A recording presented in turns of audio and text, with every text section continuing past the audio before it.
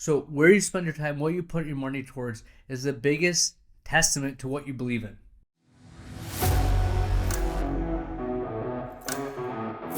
All right, my friends, the Ultimate OD Podcast, another office talk. I'm going on a journey to build a 3,500 square foot office, dry eye center, myopia management, amazing optical. Let me tell you how it's coming. We have the closing thought of the episode. It involves airplanes. This is the Ultimate OD Podcast. Here we go.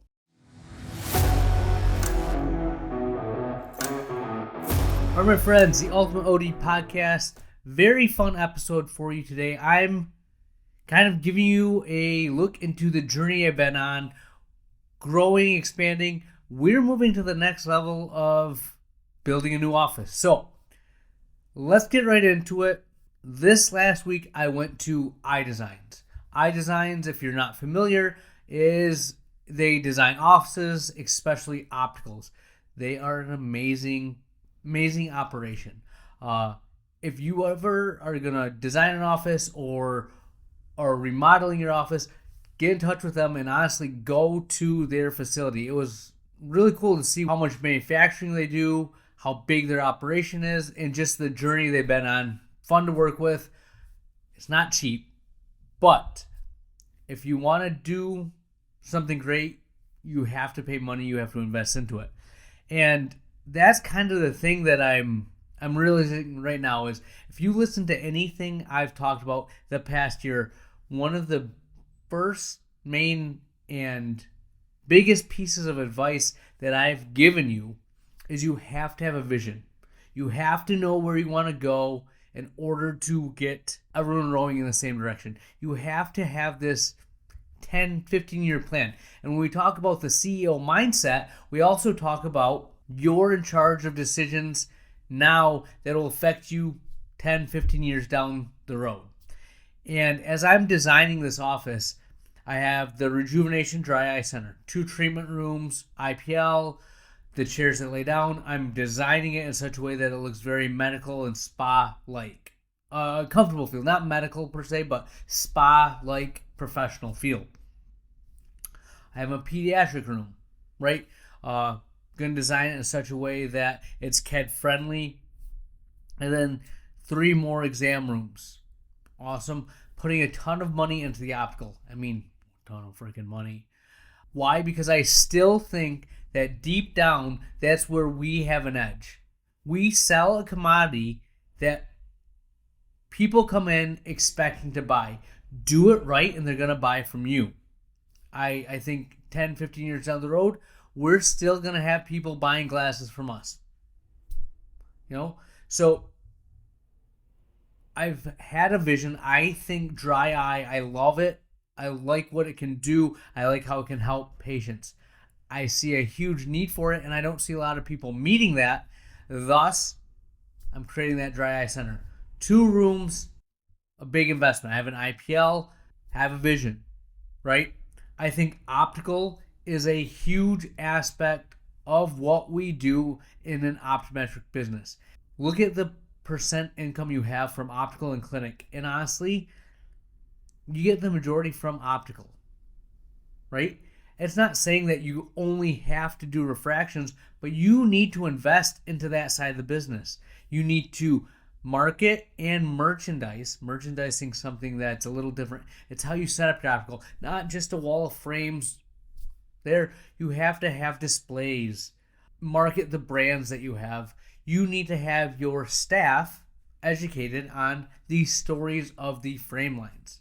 Like, it's a business within a business. So investing into that, and then I really think the ocular health and wellness aspect is huge. Glaucoma, MAC degen, cataracts, ocular surface optimization for cataract surgery. That's where the future of optometry is in my mind. Okay, that's how I'm designing this office. That's where I'm putting my focus on. That's what we're putting money towards.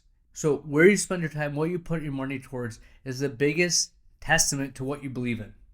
And that's what I'm doing, and that's what I believe in. So that's me being upfront with you. I cannot wait for you guys to see the design.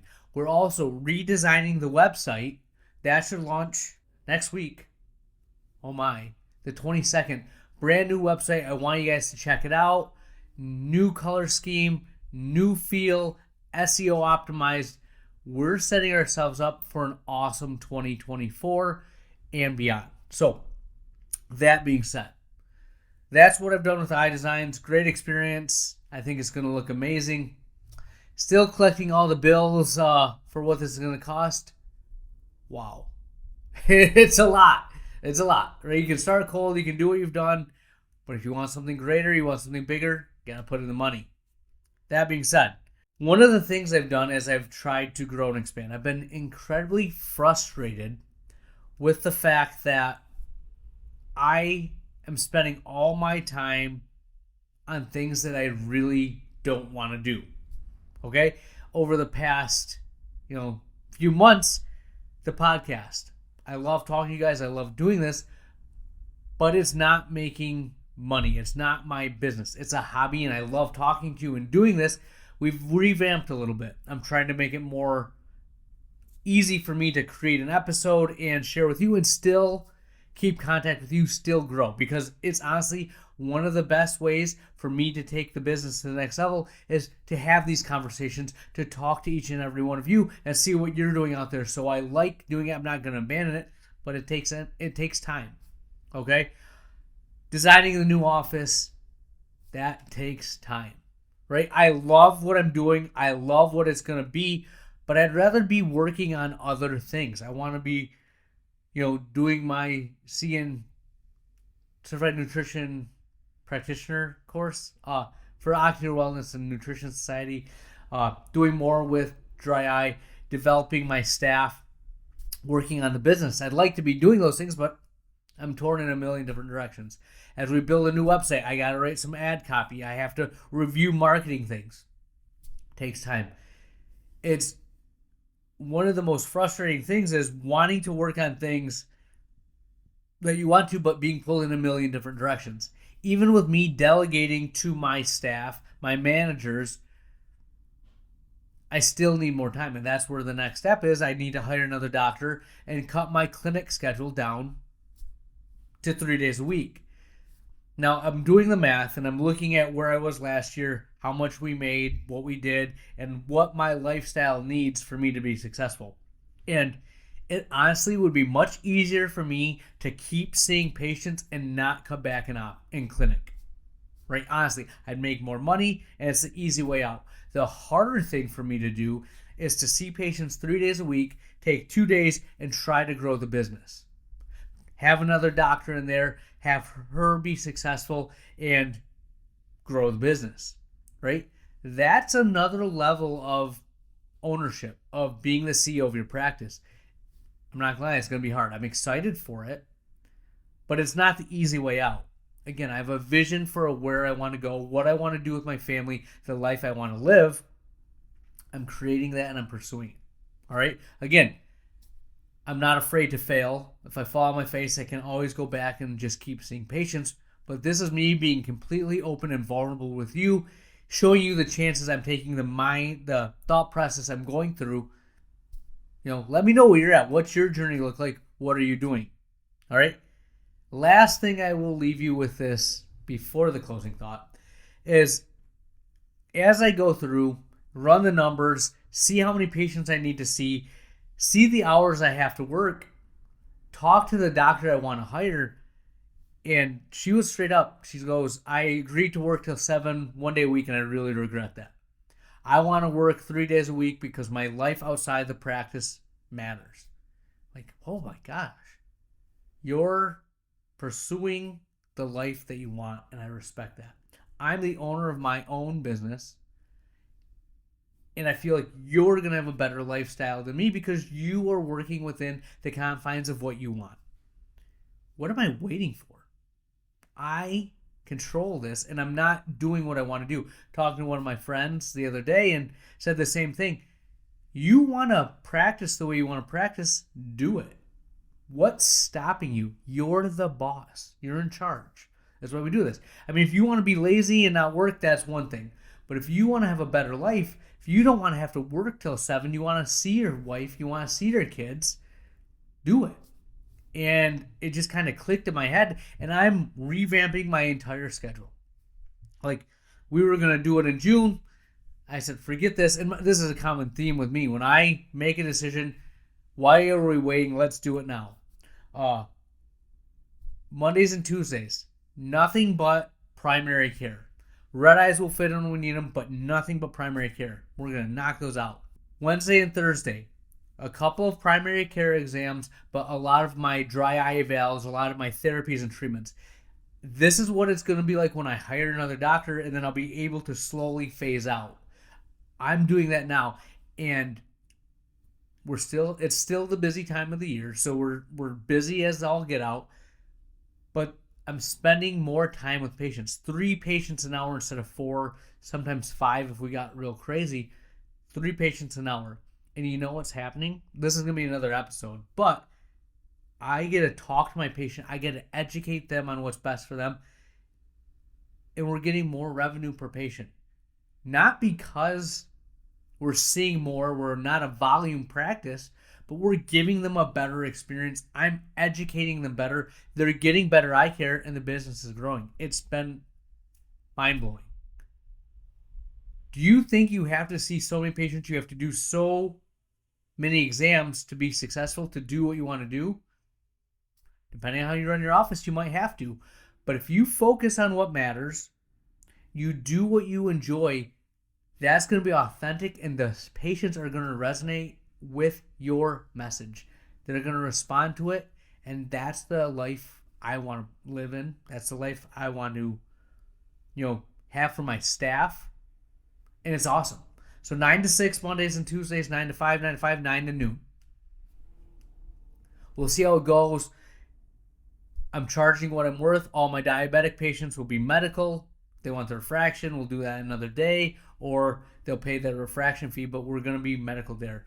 If we see a medical concern, that's a medical visit, right? Like, managed care is what it is, but we're going to do what we do.